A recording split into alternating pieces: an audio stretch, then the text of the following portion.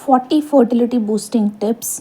आज हम आपके साथ ऐसे 40 फर्टिलिटी बूस्टिंग टिप्स शेयर करेंगे जिनको फॉलो करने पर आप अपनी फर्टिलिटी को बूस्ट कर सकते हैं। अगर आपकी उम्र 30 है, 25 है, 40 भी हो गई है तो भी आप अपनी फर्टिलिटी बूस्ट कर सकते हैं। फ्रेंड्स, चैनल को सब्सक्राइब कर लीजिए अगर सब्सक्राइब नहीं किया है, क्योंकि यहाँ पर हम आपके साथ इसी तरह के इन्फॉर्मेटिव वीडियो शेयर करते रहते हैं। और अगर आप अपना आयुर्वेदिक ट्रीटमेंट हमारे से स्टार्ट करना चाहते हैं तो स्क्रीन पर दी गई डिटेल के माध्यम से अपना पेड कंसल्टेशन भी आप बुक कर सकते हैं। Hello everyone, doctor Zeba this side. सबसे पहले हम बात करेंगे कि अगर आप अपने आप को बेहतर हेल्दी बनाना चाहते हैं आयुर्वेद की मदद से और अपनी फर्टिलिटी को बूस्ट करना चाहते हैं तो नंबर 1, संतुलित आहार लें। फल, सब्जियां, साबुत अनाज और लीन प्रोटीन को अपनी डाइट में शामिल करें। नंबर 2, फॉलिक एसिड, हरे पत्तेदार सब्जियां, बीन्स और खट्टे फल को खाएं। आयरन एंड फॉलिक टैबलेट की लिंक मैंने डिस्क्रिप्शन बॉक्स में दी है, आप वो टैबलेट भी इस्तेमाल कर सकते हैं। 2 टैबलेट खाली पेट लेना स्टार्ट करें। नंबर 3, आयरन युक्त भोजन जैसे पालक, दालें और मीट, रेड मीट, इसको सीमित मात्रा में ही खाएं, बट इसका इस्तेमाल करना चाहिए। ये आपकी बॉडी में आयरन की पूर्ति को, आपकी बॉडी में डेफिशिएंसी नहीं होने देता है, आयरन की पूर्ति करता है।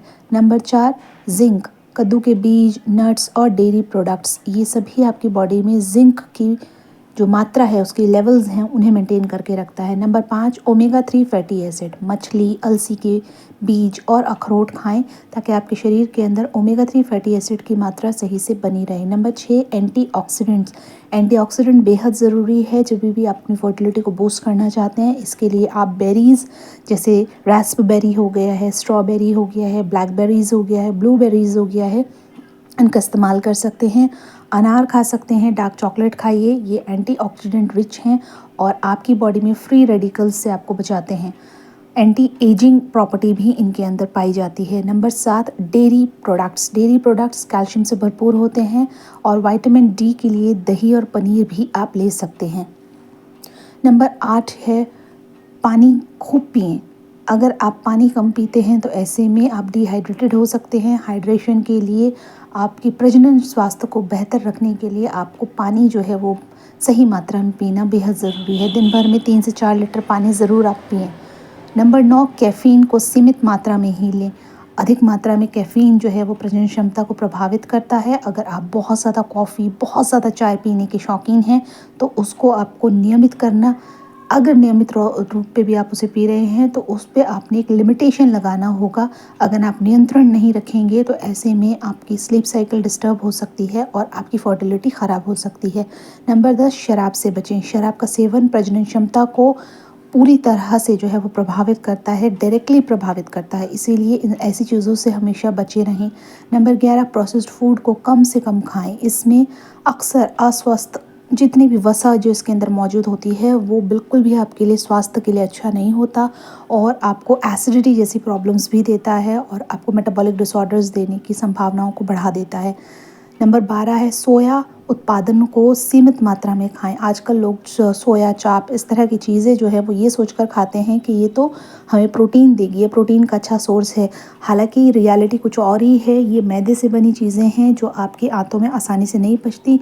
रीज़न ये है कि इनके अंदर फाइबर की मात्रा ना होने के कारण आपको इंसुलिन स्पाइक देता है और आपकी बॉडी के अंदर डायबिटीज़ की संभावनाएं जो हैं वो बढ़ जाती हैं, डायबिटीज़ होने की संभावनाएं। तो अगर आप चाहते हैं ऐसा ना हो तो आज से ही ये सोया चाप या फिर प्रोसेस्ड फूड को लेना बंद करें। और सोया प्रोडक्ट्स जितनी भी हैं जिसमें अगर आपको सोए से एलर्जी है तो उनको भी आप लेना बंद कर सकते हैं। जीवन शैली में हम बात करेंगे नंबर 13 पॉइंट में कि स्वस्थ जीवन शैली जो है बहुत इंपॉर्टेंट है। स्वास्थ्य वज़न बनाए रखना बेहद इंपॉर्टेंट है। अधिक वज़न या कम वज़न का होना दोनों ही प्रजनन क्षमता को प्रभावित करते हैं। तो आपका एक हेल्दी वेट होना चाहिए, ना कम ना ज़्यादा। नंबर 14, नियमित व्यायाम करते रहें। अगर आप नियमित व्यायाम करते हैं और अगर अत्यधिक व्यायाम करते हैं तो वो आपके लिए अच्छा नहीं है। इसीलिए मध्यम तीव्र गति वाला, बहुत ज़्यादा तेज़ गति वाला व्यायाम ना करें। मध्यम गति वाला व्यायाम जो है वो फ़ायदेमंद है, लेकिन अत्यधिक व्यायाम से बचना चाहिए हमेशा। तो अगर आप सोचेंगे कि बहुत ज़्यादा व्यायाम करूँगा तो मैं हेल्दी हो जाऊँगी, ऐसा बिल्कुल नहीं है। आपकी फर्टिलिटी उससे ख़राब हो सकती है, पीरियड साइकिल भी ख़राब हो सकती है। दूसरी वीडियोज़ में भी मैंने आपके साथ शेयर किया है। नंबर 15 ये है, तनाव को कम करें। जितना हो सकता है योगा करें, ध्यान लगाएं और मेडिटेशन करना आपके लिए बेहतर होगा, क्योंकि ये आपकी एंग्जाइटी, डिप्रेशन और स्ट्रेस मैनेजमेंट में आपको बहुत मदद करता है। नंबर 16, पर्याप्त मात्रा में नींद लें।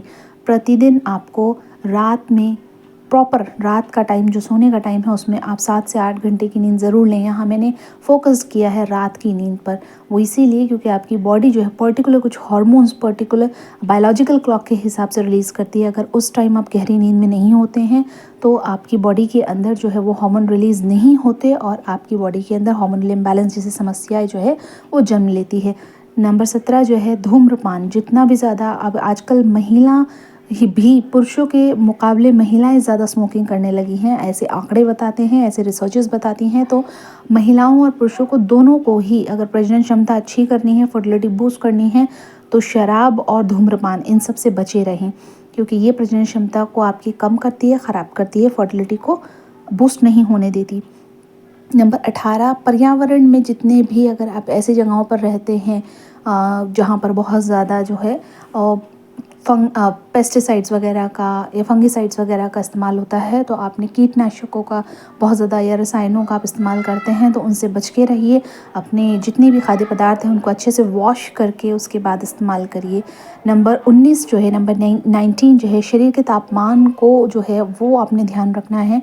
अगर आप एक फ़ीमेल हैं या आप मेल हैं, मेल या फीमेल दोनों को ही, अगर आपकी बॉडी टेम्परेचर बहुत ज़्यादा हाई रहता है तो ऐसे में क्या होता है कि आपकी फर्टिलिटी जो है वो उससे इफ़ेक्ट होती है। फीमेल की अगर बॉडी में हीट प्रोडक्शन बहुत ज़्यादा है तो उसमें क्या होता है कि स्पर्म को किल कर देती है आपकी बॉडी हीट और आपकी प्रेगनेंसी नहीं हो पाती। इसी तरह से अगर पुरुषों में जो है वो तापमान बहुत ज़्यादा रहता है तो इसमें क्या होता है कि आपकी जो स्पर्म है उसकी क्वालिटी ख़राब होने लग जाती है। तो कपड़े, बहुत टाइट कपड़े ना पहने, ढीले कपड़े पहने। और गर्मी के मौसम में आप जैसे कि सब्ज़ा का बीज हो गया है, या चिया सीड्स हो गए हैं, या फिर ये आपका गोंद कतीरा हो गया है, इनका इस्तेमाल करें। लिंक डिस्क्रिप्शन बॉक्स में मिल जाएगी, आप चक्रकोश.com पर से भी ये प्रोडक्ट्स परचेज़ कर सकते हैं। नेक्स्ट आता है नंबर 20 है, फर्टिलिटी विंडो को जानें। अगर आप अपनी फर्टिलिटी विंडो को जानते हैं और फिर उसी के हिसाब से जो है आप अपना ओवुलेशन ट्रैक करके चलते हैं और अपनी प्रेगनेंसी प्लान करते हैं तो प्रेगनेंसी की जो संभावनाएं हैं वो नॉर्मल प्लानिंग के मुकाबले बढ़ जाती हैं, 80% बढ़ जाती हैं। और ये मैं अपने सभी पेशेंट को सिखाती भी हूँ। जब भी आप आयुर्वेदिक प्रेगनेंसी थेरेपी सीखते हैं तो स्पेशली आपको बताया जाता है कि किन दिनों में आपने रिलेशनशिप बनाना है। अक्सर हम काफ़ी सारे ऐप्स को फॉलो करते हैं और वो ऐप्स भी कई बार आपको एक्यूरेसी के साथ चीज़ें नहीं बता पाती हैं, इसीलिए आप अपने डॉक्टर की मदद से अपनी फर्टाइल विंडो को ज़रूर जानें। नंबर 21 जो है, 21 पॉइंट है, नियमित यौन संबंध जो है वो नियमित तरीके से बनाए रखें। ऐसा नहीं है कि हाँ, बहुत पेशेंट ऐसे आते हैं जो कहते हैं हम साल भर में 1-2 बार ही इंटीमेट होते हैं, रिलेशनशिप बनाते हैं, तो ऐसा करने से आपका जो प्रेगनेंसी की जो चांसेस है वो कम हो जाती हैं। ओवुलेशन के दौरान हर दूसरे दिन जब भी आपका ओवुलेशन हो रहा है, 1 दिन के गैप पर आप ओवुलेशन पे, या तो अगर डेली पॉसिबल है तो डेली रहिए, अदरवाइज़ 1 दिन के गैप पर यौन संबंध बनाना चाहिए। इससे गर्भधारण की संभावनाएं जो है वो बढ़ जाती हैं।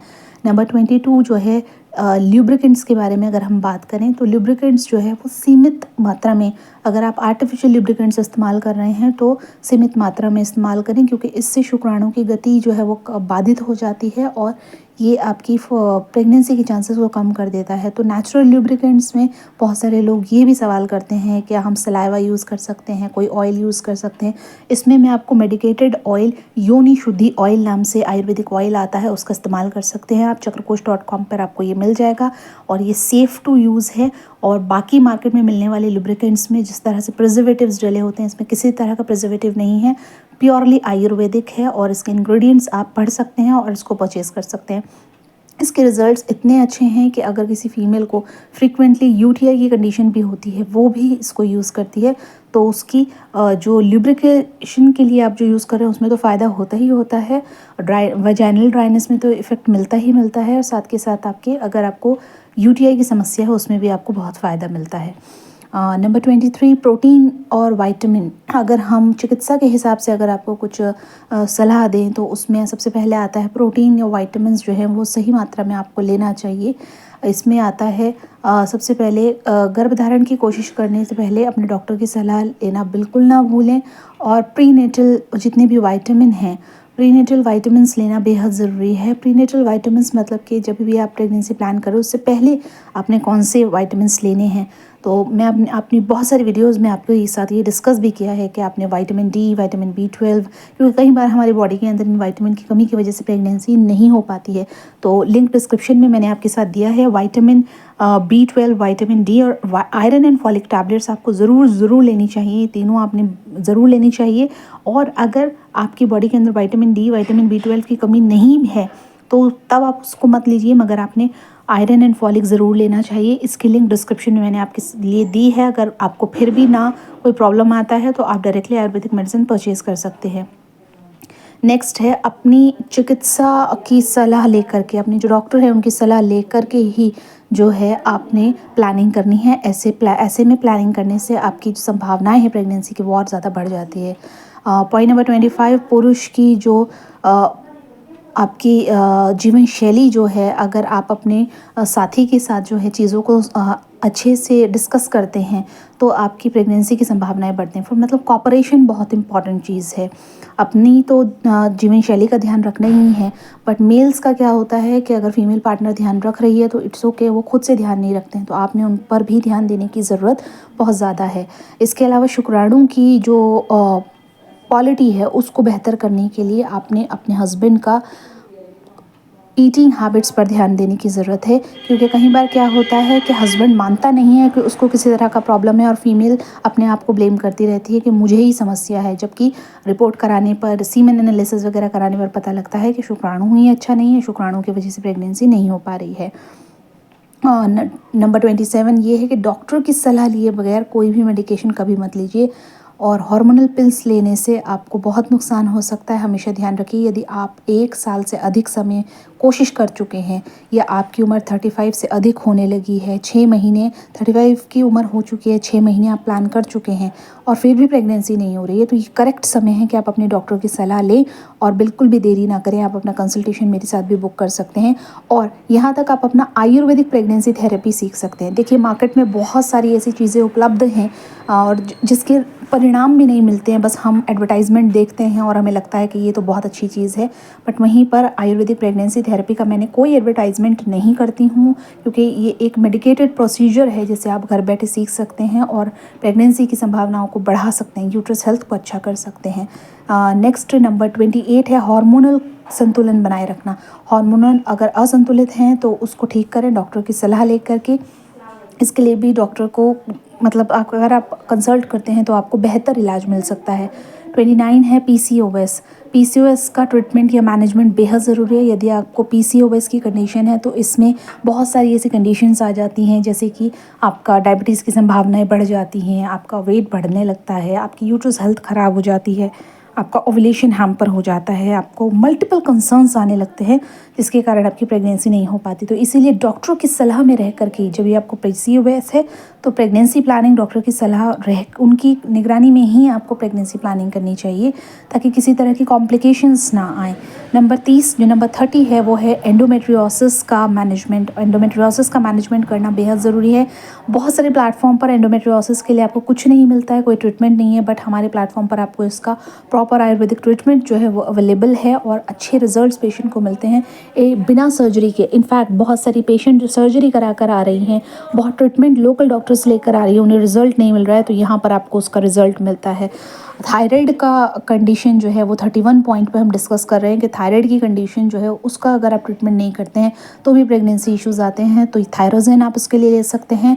संक्रमण जो रोग हैं उनका इलाज कराना, इन्फेक्शंस अगर आपको बार बार रहते हैं तो इनका इलाज कराना ज़रूरी है, क्योंकि ये भी प्रेगनेंसी की कंडीशन में आपकी बाधा उत्पन्न करती हैं। सो पॉइंट नंबर 33 जो है वो है सप्लीमेंट्स। डॉक्टर की सलाह से सप्लीमेंट्स लें। पॉइंट नंबर 34 ये है आप पॉजिटिव रहिए, जितना ज़्यादा आप पॉजिटिव रहते कहते हैं जितना आप धैर्य रखते हैं उतना आपके लिए अच्छा होता है, क्योंकि जब हमें कोई चीज़ मिलती नहीं है तो हम जो है वो अपनी पॉजिटिविटी को तो खोते ही हैं, साथ के साथ हम ये सोचते हैं अब तो कुछ होने ही नहीं वाला। तो पॉजिटिविटी बनाए रखें। 35 ये है कि आपको जितनी भी हॉलिस्टिक अप्रोचेज़ के साथ जो डॉक्टर्स आपको ट्रीटमेंट देता है वो आपको बेहतर इलाज दे सकता है। इसमें एक्यूपंक्चर हो गया, एक्यूप्रेशर्स हो गए, योगा हो गया है, डाइट हो गई, सारी चीज़ें बहुत काम आती हैं। नंबर 36 हो गया अभ्यंग।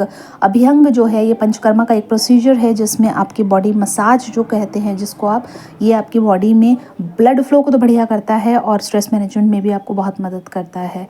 इसके अलावा पॉइंट नंबर 37 ये है कि आप अपनी परिस्थितियों को अपने डॉक्टर्स के साथ ज़रूर शेयर करें ताकि वो आपको सही इलाज दे सकें।